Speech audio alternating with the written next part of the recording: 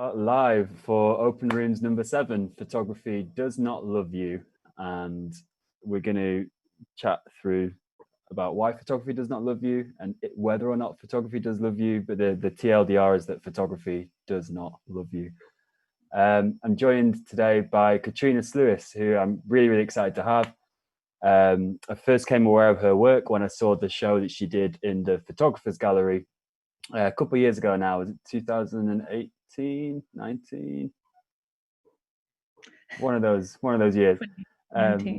It was called All I Know Is What's on the Internet, and it was very much about like it was more about the kind of like circulation of images online and the context of images online and the kind of like the hidden labor that goes into kind of like propping up this vast infrastructure of like image hosting and circulation. And like there's just like so many powerful ideas and wonderful signposting moments in that show, and I'm really, really excited we can like continue that conversation. I can get some of the answers to some of the questions that I had back then.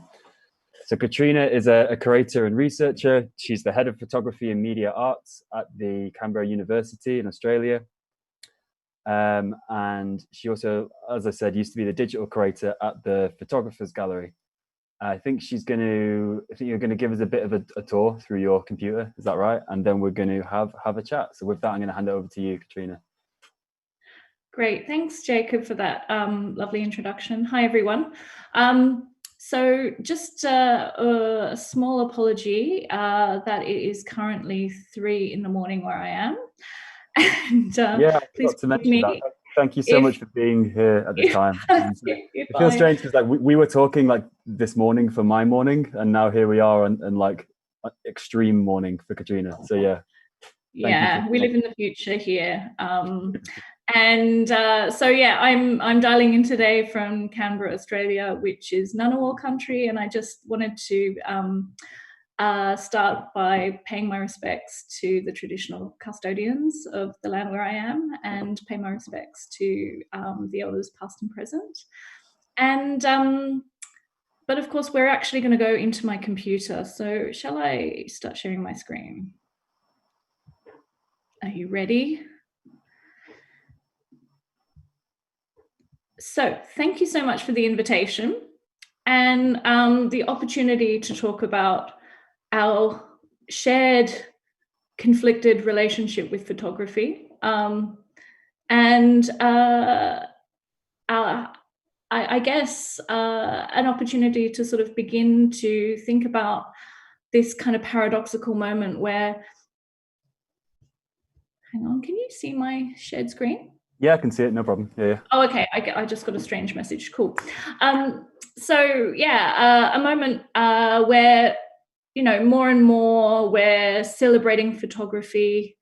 Photography matters. Photography is that most democratic form of art. I mean, anyone who's worked in a photography institution like ourselves is constantly praising it for its most democratic and inclusive form of art.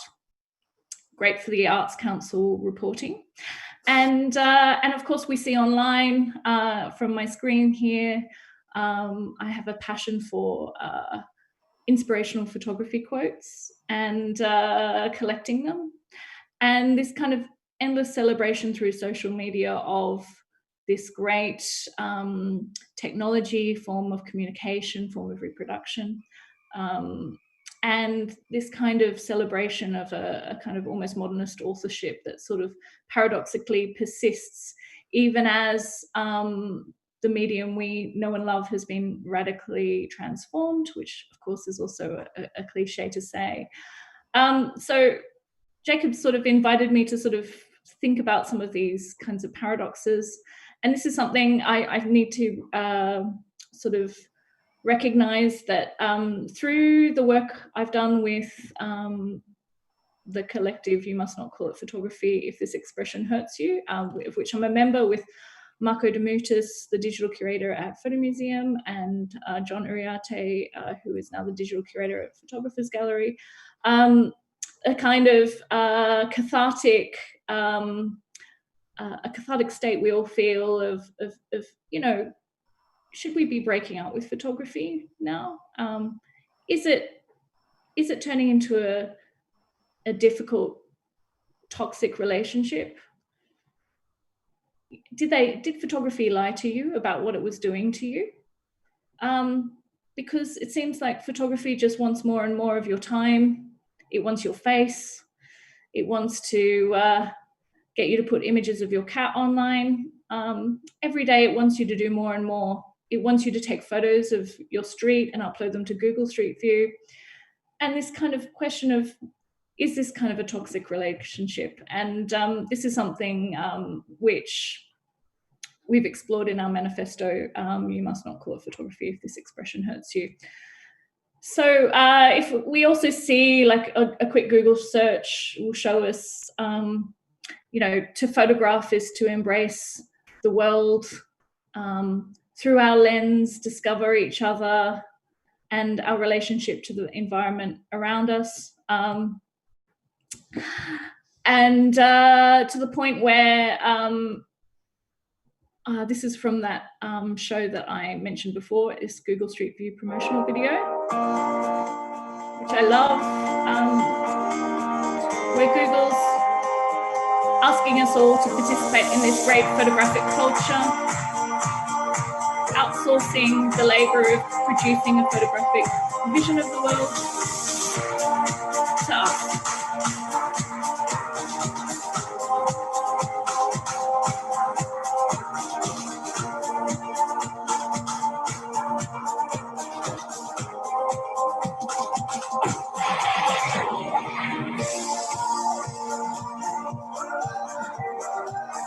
I think we've had enough of this uplifting music, haven't we? But of course, maybe images are biological weapons. And I don't know if many of you know that the great story, well, horrific story of how a Pokemon episode ended up by hospitalizing Japanese school children many years ago, and has been used by hackers to flood photosensitive epilepsy message boards in order to trigger seizures, and also has actually been used to target certain journalists and cause seizures. So maybe what are, we're seeing examples of how, I mean, the GIF, we can debate whether that's a photograph or not, but how images are almost physically abusive. And of course, we've also seen Sorry, Katrina, we've got a, speaking of images hating us, we've got an issue where I think your screen is frozen on the quotes. I don't know what you're seeing, but like we couldn't see the video when you played that, which was weird. I just want to double. See the video? No, we heard the video. We were uplifted. Okay. we didn't see the video. You didn't see the video. I don't know what you're seeing, but we're still seeing the quotes. I just wanted to check that we are on the same image page. No. Do you want to maybe stop the share and start it again? Let's give that a go. Yeah, there we go. We saw it then. Damn it. I think it's this like multi-desktop experience. It's not. No worries. Images don't like us. All right, cool. There we go. Have you seen this? Yep, we can see it fine. Okay. So yeah, and then we have the example of how Facebook moderators are now human shields, filtering, like human filters, filtering out toxic photography, and these people now are suffering from post-traumatic stress disorder.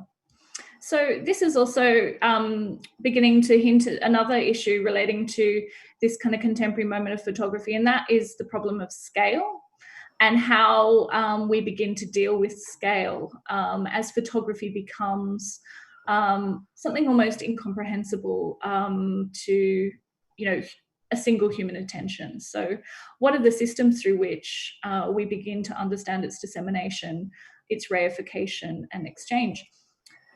And while we're on the point of how dangerous photography is, one of my my most frequently visited Wikipedia pages, the list of selfie-related deaths, 456 deaths, I think, in 2018. And of course, there are other dangers, like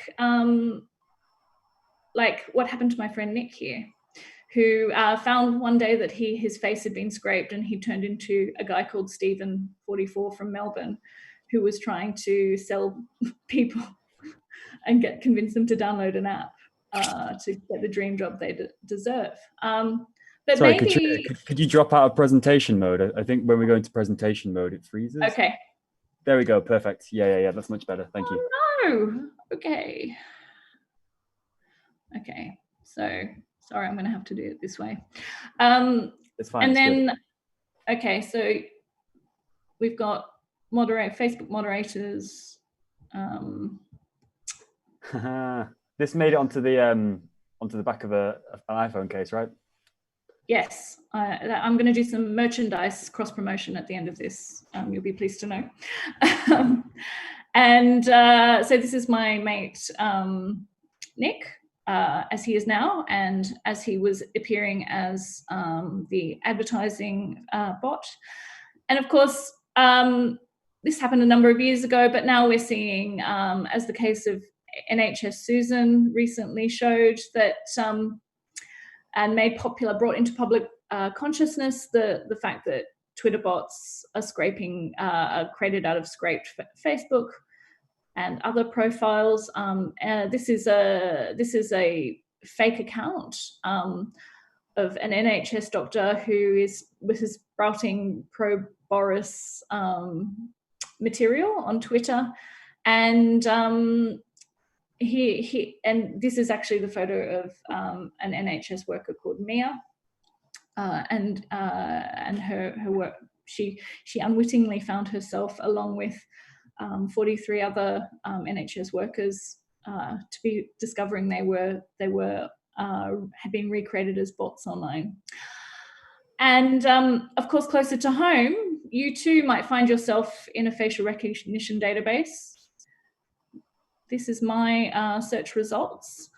When I wrote to Clearview AI, a kind of company that's gained a lot of attention recently, the New York Times called it the secretive company that might end privacy as we know it.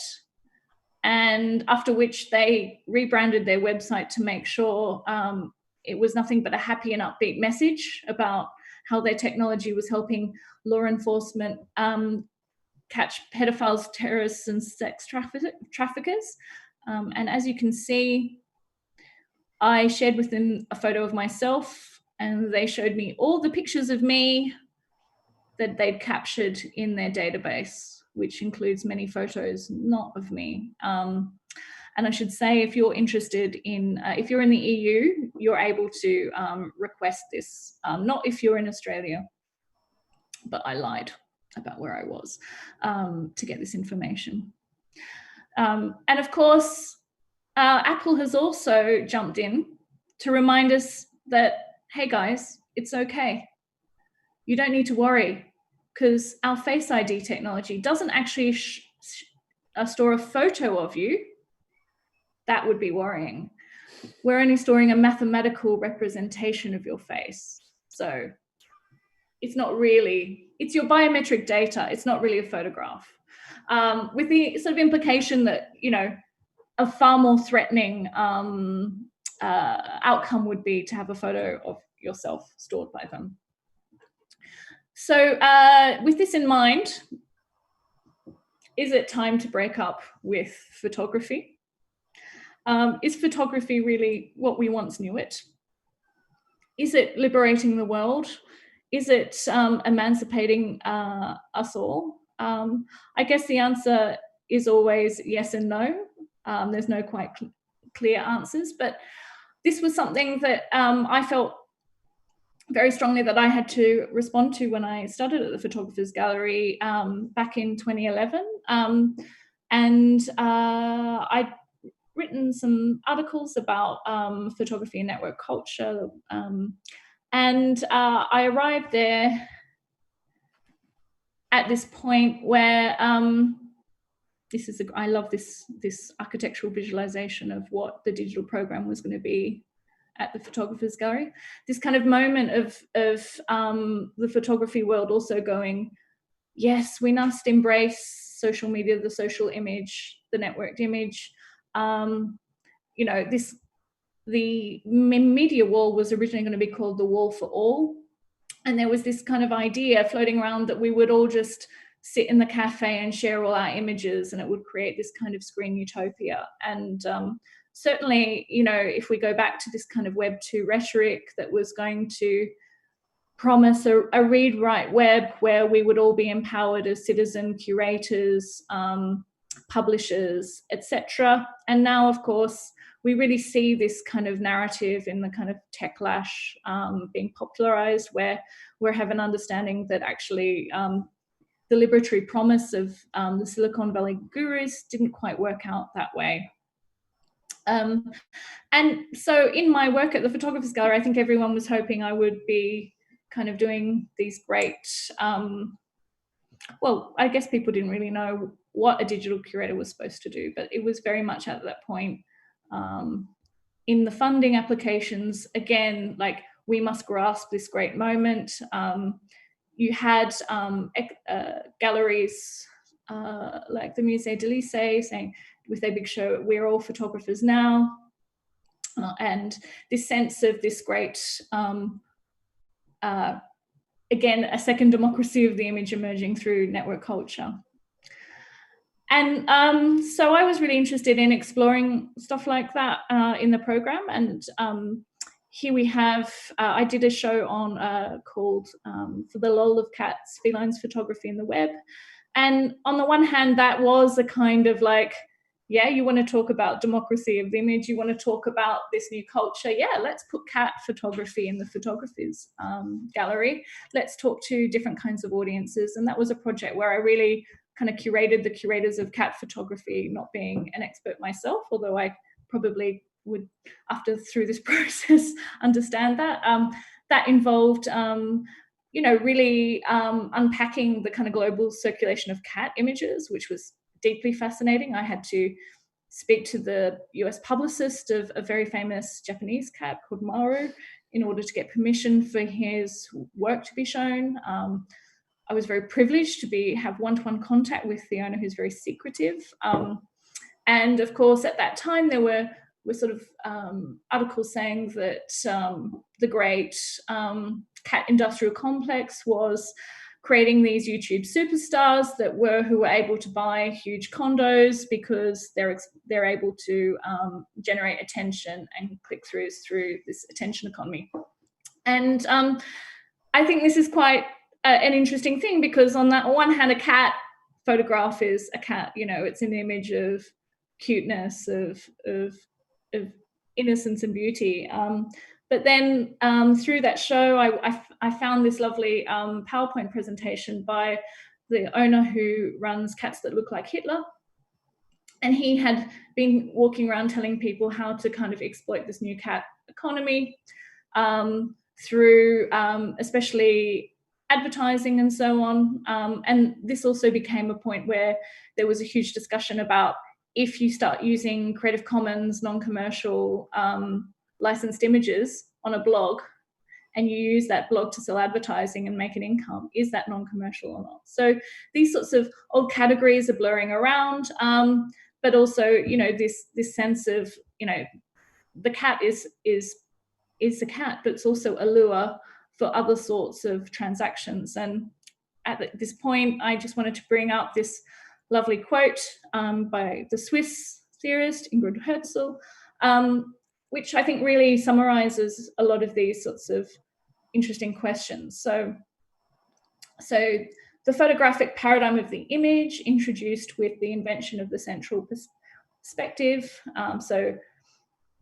is complemented but not replaced by a new paradigm, the algorithmic paradigm. The image becomes soft, it becomes dysfunctional, and the objective image on our screen serves as a lure for the actual monitoring and control processes behind the screen. So there is this kind of interesting politics of the image, which, you know, on the one hand, we're all taught to decode using semiotics the meaning of the image, but of course, you know, how the image becomes stockpiled, operationalized through networks is something that can't quite be glimpsed through that kind of attention to subject and object. And so other projects that I was doing at the time included this commission by James Bridle, which was called Seamless Transitions in 2015. And that was in the context of a big show at the gallery where we had a great show on the democracy of, well, sort of 20th century photography, human rights, human wrongs, and great show about, you know, the claims that can be made for human rights through the image. And then, so I was thinking, well, what about non-photographical spaces? Like in network culture, suddenly there's so much more restrictions. Like you didn't walk around places where it said no photography before the networked image. So James ended up using architectural visualization, CGI, to recreate spaces of immigration detention. And sites such as the Special Immigration Appeals Court in the City of London, which holds secret, members, where people may not even know the nature of the claims that are being made against them. And there's actually, the architecture of the space is about concealing certain parts of the process. So that was a really interesting kind of collision between this idea of what the agency of the photography is, and how we might, you know, what are the tools that we have for like spaces where photography just isn't allowed, and how do we bring attention to these sites? And then just to sort of roll back into sort of stuff that I'm working on now, this idea of the redundant photographer, of course, runs through a lot of contemporary discourse and the whole process of automation. So photography becomes this fully automated field where the camera is almost, well, the camera is compressing the point of capture and the point of sharing. And AI is also stepping in to help you with the labor of choosing your images and deciding which ones to share. And this is I am a Berlin startup who for a while actually was really challenging Instagram. When Instagram changed its term of service, all the photographers went over there because they're a great kind of community-led, at that time, startup for sharing photos. But essentially, on the one hand, it speaks to its users as though it's this great creative community. It also speaks to, it turned itself into a stock photography company and has invested heavily in AI. And one of the problems they have is that amateur photographers don't create enough really good images for their business. So they've been developing AI to help improve your photography and therefore their business model. They also offer personalized aesthetics for brands, so they can be matched with the right photographer. Here's an example of the AI they use to obviously use machine vision to recognize it, to reinforce the aesthetics that are really good. But how does it know what if photographic aesthetics are good or not, I hear you ask? I've been following this for a very long time, since I saw the Equine search engine, which was a computer science project where you could upload your photographs and the computer would tell you if they're any good or not. And of course, what these systems have been trained on is amateur photography data sets scraped off the internet. And a really well-known website, DP Challenge, which is where photographers go to share their images and give them advice and rate them. So a really, really great accessible data set of how images are valued or what's good or not. And also later on, PhotoNet, where you get lots of photo critiques. And here is an example of one data set that's quite interesting, the photo critique captioning data set, where they have scraped loads of images and ratings from, I think it's DP Challenge, and have created an AI that will critique your photos for you. So it's giving examples of what the AI would say about each of these images. And another data set that I've seen referenced in the computer science papers is the one created by Guru Shots. And Guru Shots turns amateur photography into a game. It gamifies it. You can see the ranking here. And it encourages you to compete and get better rankings for your photos. It's and you become a photo guru. But this also is a really a fascinating data set for computer scientists to scrape. And of course, what's happening there is the weird paradox where the photographer is seen as deficient, like they need help in order to improve their photos, yet at the same time, they're also paradoxically a source of aesthetic knowledge. So we see kind of values like rule of thirds, high contrast, being the kind of aesthetic systems that are being brought into these apps, which then are encouraging a very certain kind of photographic culture. So I guess what I'm trying to demonstrate is the way in which imaging systems become quite complex, and the way images, or what images might mean or their value really shift. And I just had to throw in, given this moment, this email I got from IM telling you how their responsive imagery has a competitive advantage in every industry, and they can help us find the visual trends for COVID for your business. So they're a really interesting kind of model for, like, they're an AI company, but they're a stock photography company, but they're also a photo community. So it's a highly optimized system. So I guess I've probably talked quite a bit now, but just to say, a lot of the work that the gallery has been doing over the last few years is around data sets and some of the problems. I set up a collaborative PhD, which is coming to an end, with Nicola Malave, looking at ImageNet, and the gallery also attempted to exhibit 14 million images from ImageNet and actually see it. What does it mean to see it? What does it mean for an institution to exhibit a data set for public consumption? How do we make these systems visible?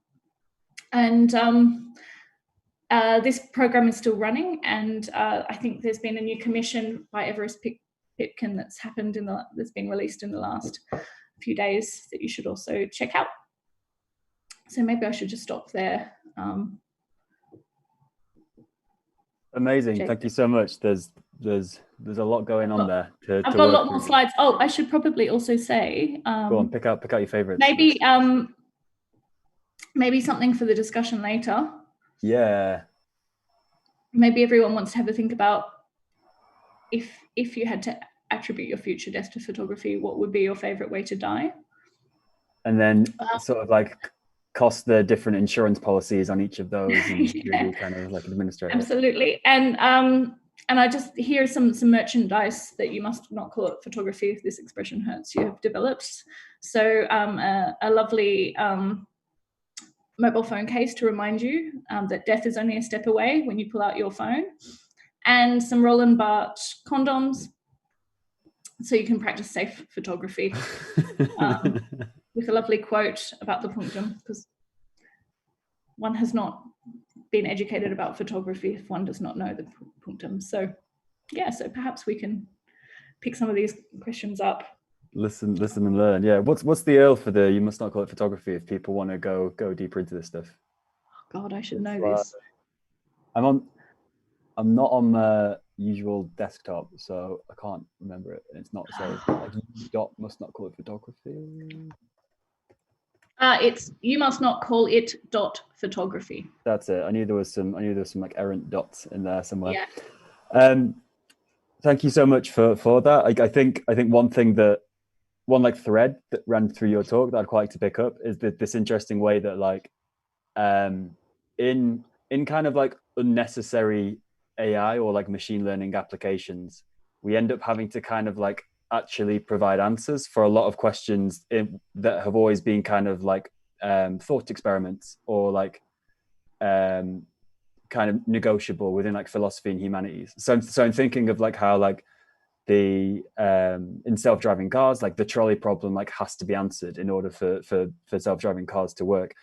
And like I think there's a kind of like less like less pragmatic but maybe like more interesting like example of that in like some of the applications that you spoke about. Like, so for example, this kind of like the difference between like a personal match and an aesthetic score when like rating images. So suddenly you're kind of like trying to quantify these questions of like sentimentality versus kind of like pure aesthetics, if there is such a thing.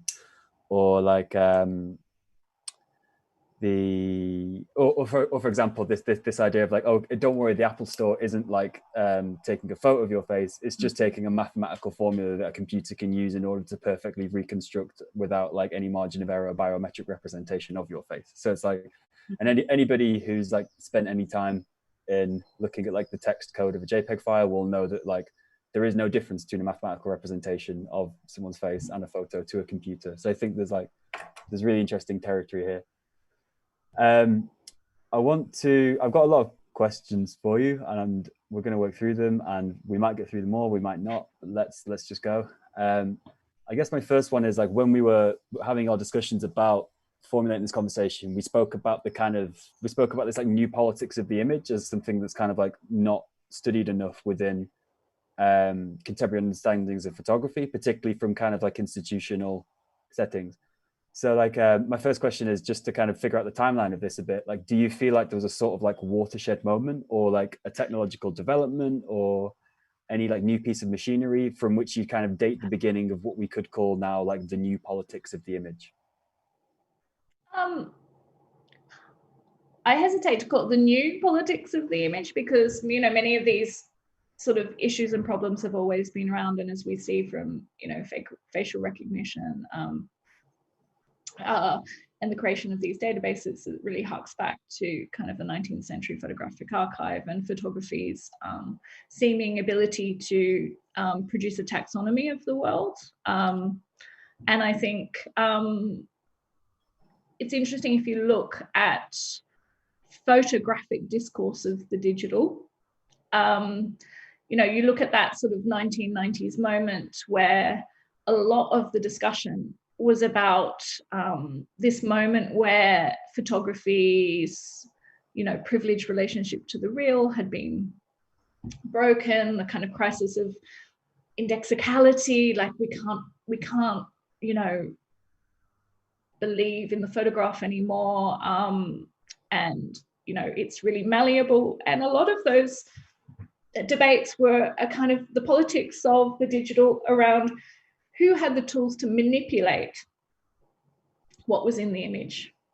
So at that point, still, like, the photograph was a message to be decoded or manipulated or intervened in.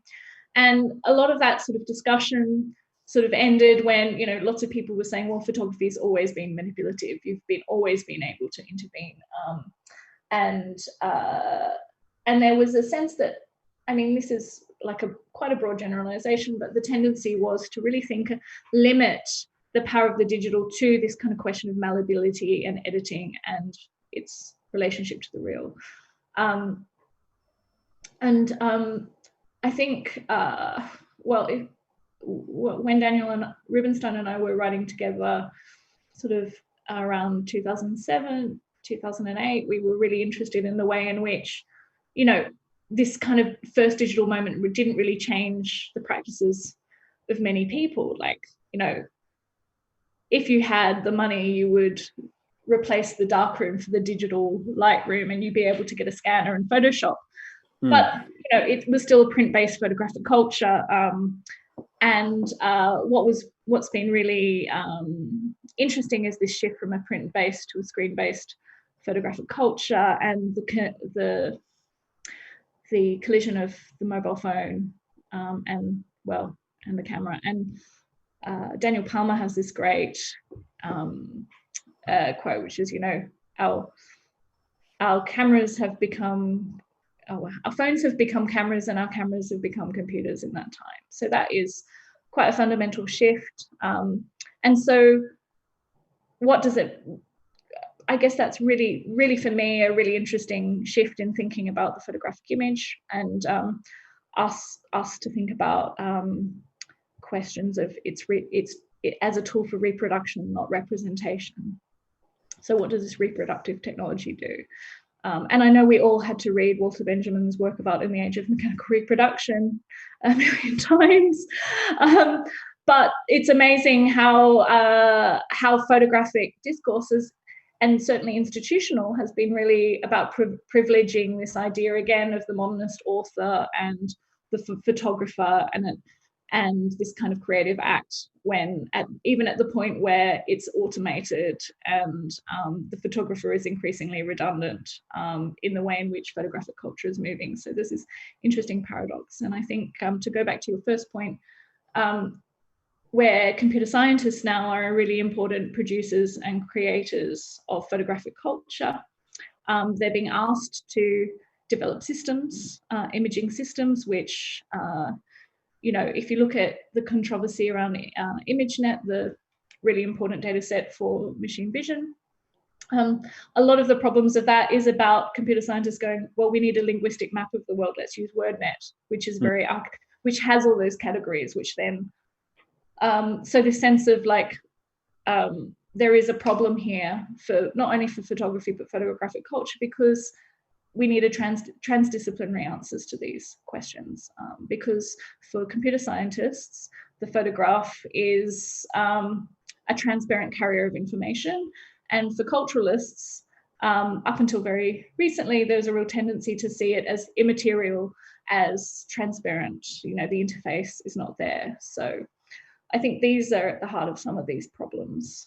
Yeah, definitely. I think there's a lot of friction between the kind of like conflicting understandings of what photography is and who it operates for like different parties that are involved in it. And I think that there's like we need a recognition that like there's no such thing as like a common understanding or a common approach to photography for different parties. So for example, like a data scientist is going to have a vastly different approach to photography to like a photography curator, and then each of those are going to have massively different understandings and kind of like approaches to the people who are like keeping Instagram running just through like using it as this kind of like daily communicative format.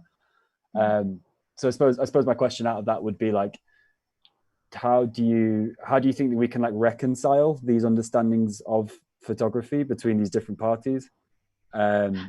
Or like more specifically, how can we reconcile the kind of like institutional understanding of photography that's very quick to moralize it and to defend it with the more kind of like widespread approaches that have arisen through the massification of the format?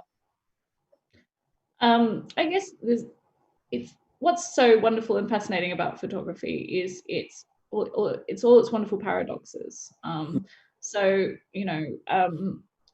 and I think this has always been the case pre-digital, that photography, there is no one photography. There's many different kinds of photographic processes and institutional approaches to it. And often people talk about photographies for that reason. But I think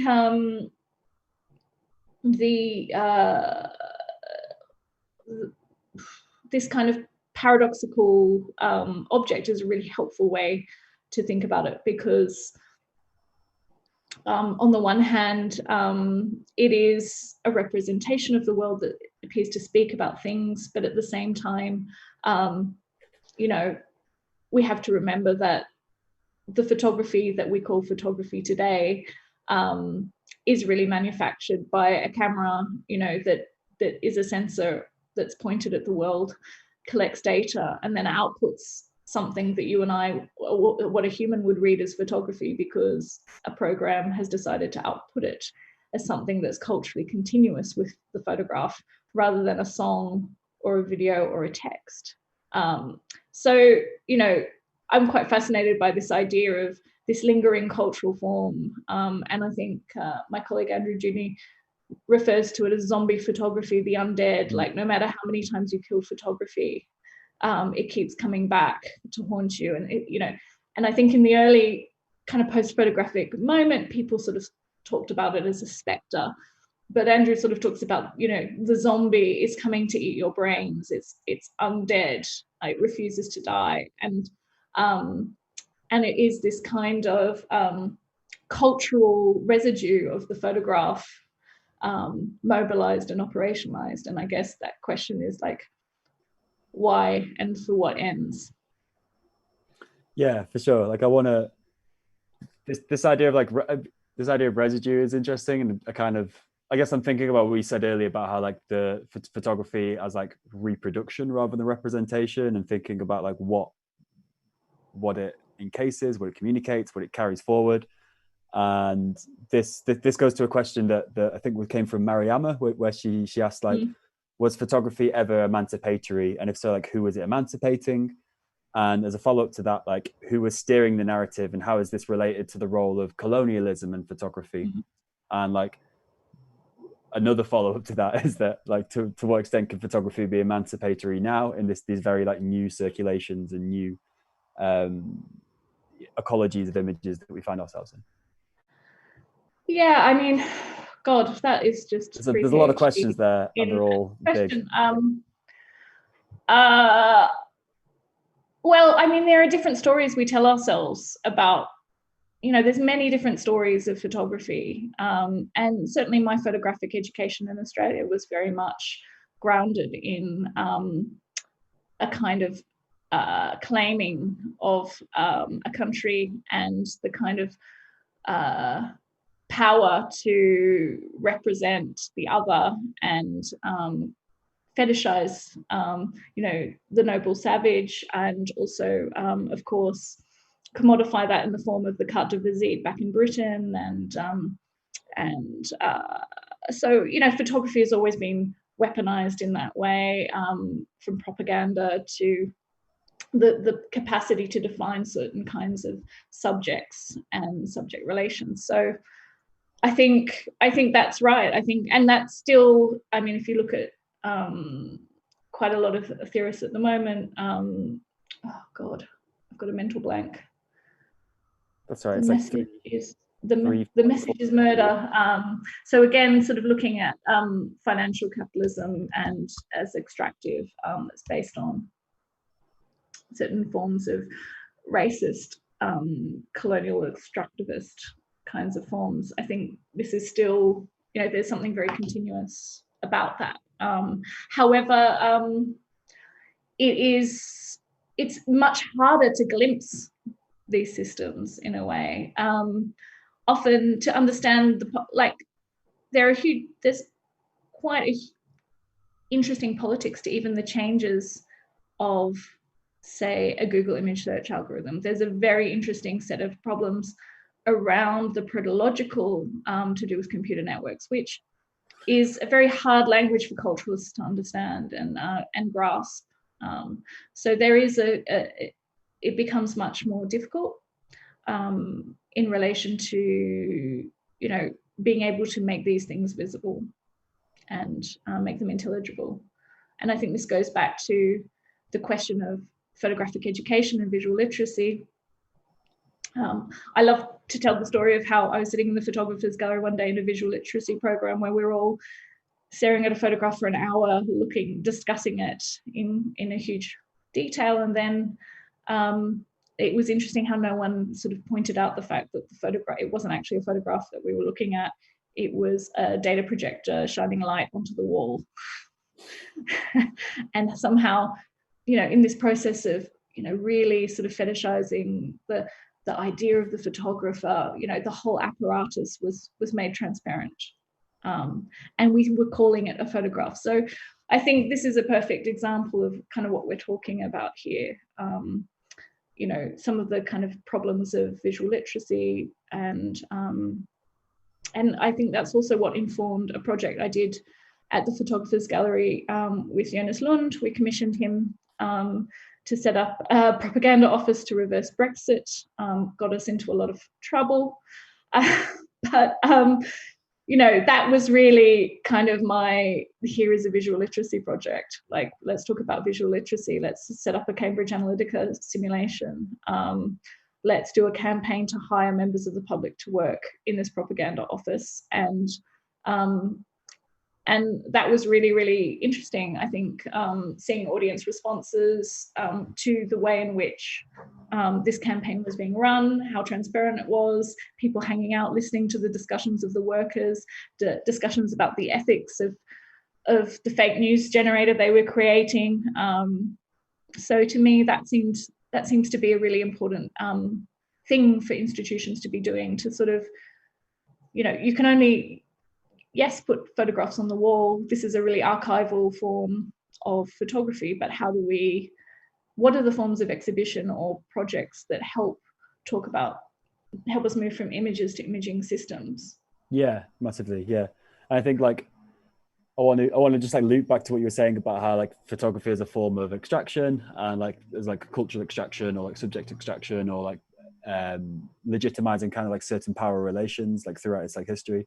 I think that I think in this sort of like the technical development of photography, there's like all the attention is kind of paid to like sensor size and to like how sweet your lenses are and to how like sharp your images are. But there's also this history of the enhanced capacity for a digital image as a document to kind of like contain peripheral information, so such as like geotags or like the time it was taken, or like new kind of technologies of extraction, when I'm thinking of like facial recognition and things like this. And this isn't me saying that like technology is bad. It's just me saying that like I think there isn't enough like technical literacy in this zone in order to kind of like foster any sense of like photography as something that is safe, that is practiced sensitively, and that is ultimately like has any kind of like emancipatory potential. Yeah, I think this is also something that is a problem with photo institutions, which is why a number of institutions are, trying to hire digital curators. And I think it's interesting when you think like, who is the kind of person to understand the photograph both as a cultural object, but also as a technical object. So I think this becomes very difficult for institutions that have very certain forms of curatorial knowledge. And I think often it's audiences that know more about the networked image, obviously, than the institution, and they need to find ways to highlight the knowledge of those audiences and their sophistication. And that's one of the great things, I guess, and opportunities about our field, is that, unlike other kinds of cultural institutions, all our audiences are photographers, and they know how to bend, how to play the system. And some of the most sophisticated analyses I've seen are from people who, curators of cat photography. I want to hone in on this a bit more with what was that? I don't know if that answered your question, but I think Liz has just given us a question which kind of hones in on this a little bit more, which I think is a tool we can use to open up this conversation a bit more, which is like what role can photography organizations play in turning this weaponization of images on its head? So like what can I think this is really, really, really crucial. I think having lived through Brexit and seeing the way in which, I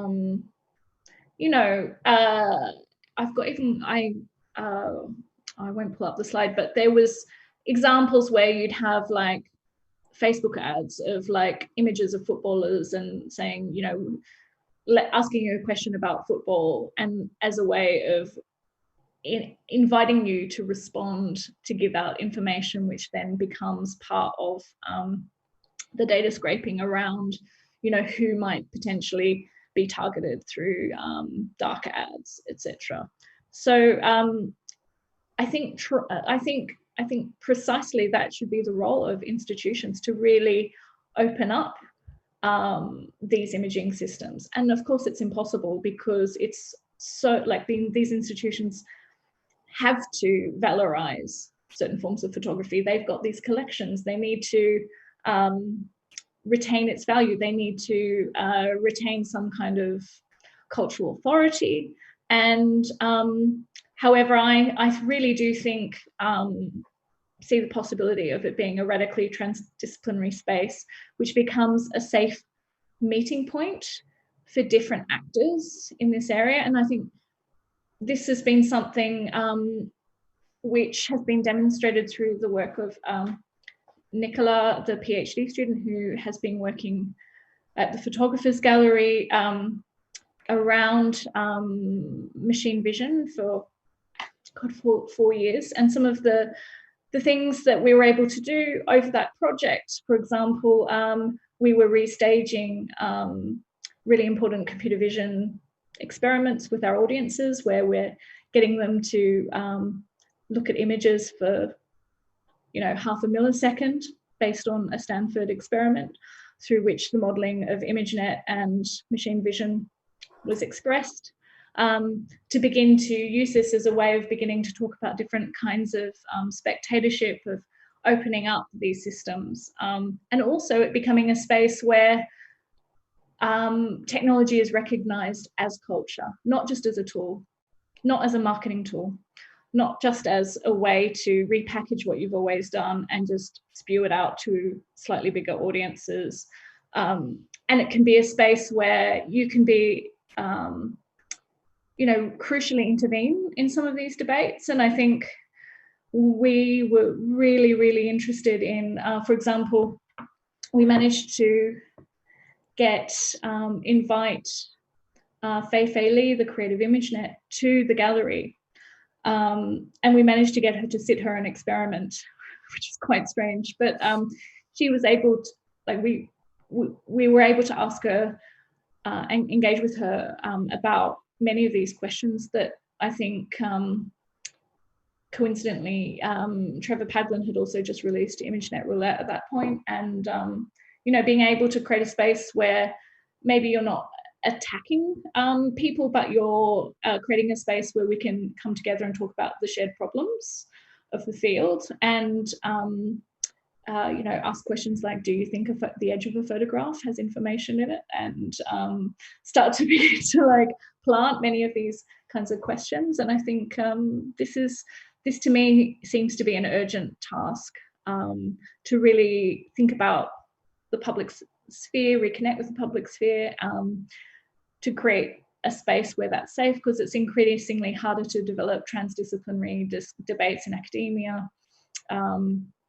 And it can also be a playful space, a non-confrontational space where you can kind of develop collective discussions and with people who wouldn't normally speak to other people. And I think in our program, we were always trying to get commercial people, with theorists, with artists, with technologists, and trying to stop this kind of endless siloing of, speaking to the same people all the time, and how do we, mix that up.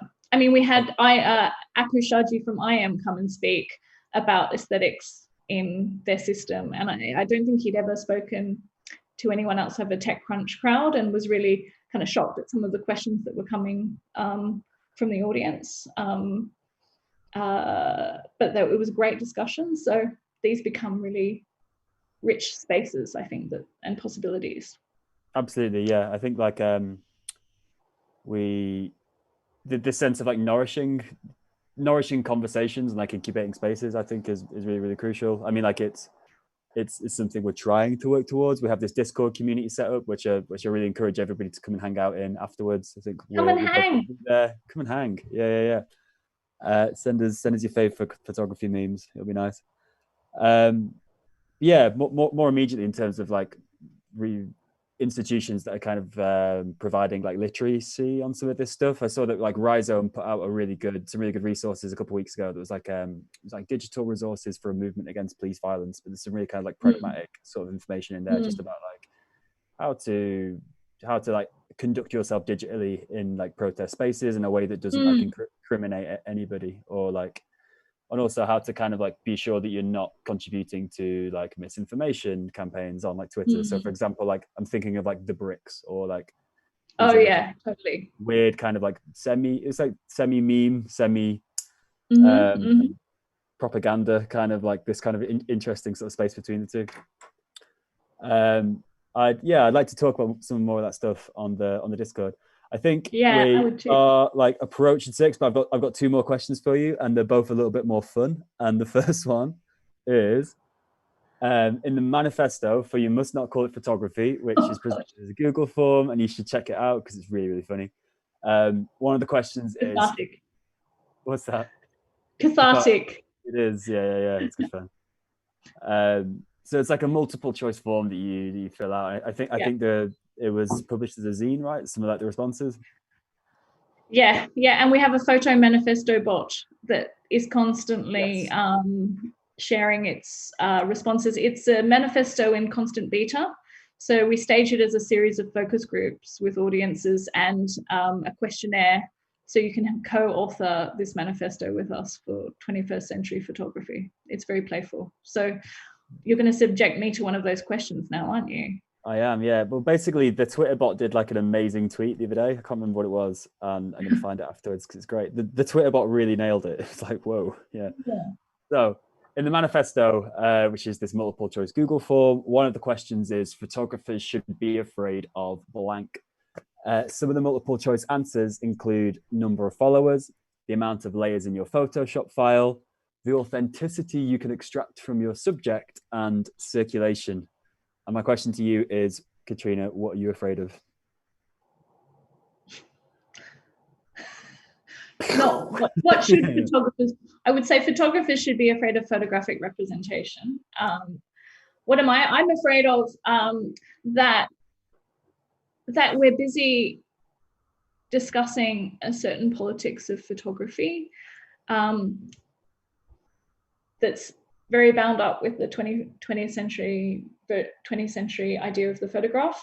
Meanwhile, the politics of the image has moved over here. And even, and we desperately all need to be over here. And there is an urgency to that if we think about precisely those things about how images are being weaponized, the memification of politics, these complex human-machine imaging systems. So I guess it's, yes, we still need to be talking about that, but we also need to be talking over there. And because we're too busy fetishizing that, we're losing the opportunity here. And I really do, when members of my extended family are sending me conspiracy theory videos and stuff like this, and without even the most cursory look at, understanding where this came from or looking at the URL or any of this stuff, it's deeply worrying. This is happening around us. It's happening on the streets. It's, we've just been seeing, obviously, you were mentioning Black Lives Matters. What is taking a photo in certain contexts the right thing to do? And how do we receive that image? And what is it asking us to do? So, yeah, I guess that's what I'm scared of, that we don't manage to get over there because we're too busy debating, I don't know, how is digital photography really art? Or I don't know. Yeah, please, just a moratorium on that conversation, please. This is my last question. It's a question that I think we should probably just carry over into the Discord. And I don't know if I'm trolling by asking this, but I want to just open up a space to think about this. But is photography over? Is photography over? Asking is photography over is over. That's my answer. Yeah, touche. Showed it's me. Always over. Yeah, the endless. It's dead. Yeah, I must admit, my formative sort of 1990s photo student experience was going to see Photography is Dead, Long Live Photography at the Museum of Contemporary Art, Sydney. So yeah, I just love its endless deaths. It's just. Do you have a favorite death, or is it just the whole? Yeah. Oh, maybe we can all debate that in the Discord server now. Let's do that.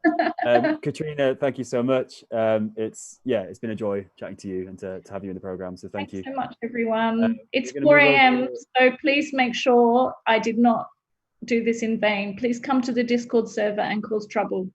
Yeah, Do that. Also, just a quick one. We have just to announce the next week's open rooms. We have photography and racialization. So it's looking at the kind of like photography's total lack of innocence within colonial history, and looking at the ways that like photography as a practice like racializes different people, both in the UK and worldwide, which is going to be a really rich, interesting conversation. So please sign up to that as well. Amazing. I'll see you all online in the Discord. Thank you. And also massive thank you to Nat, who's been running the technical nuts and bolts behind all this. Thank you, Nat. Okay, see ya. Bye.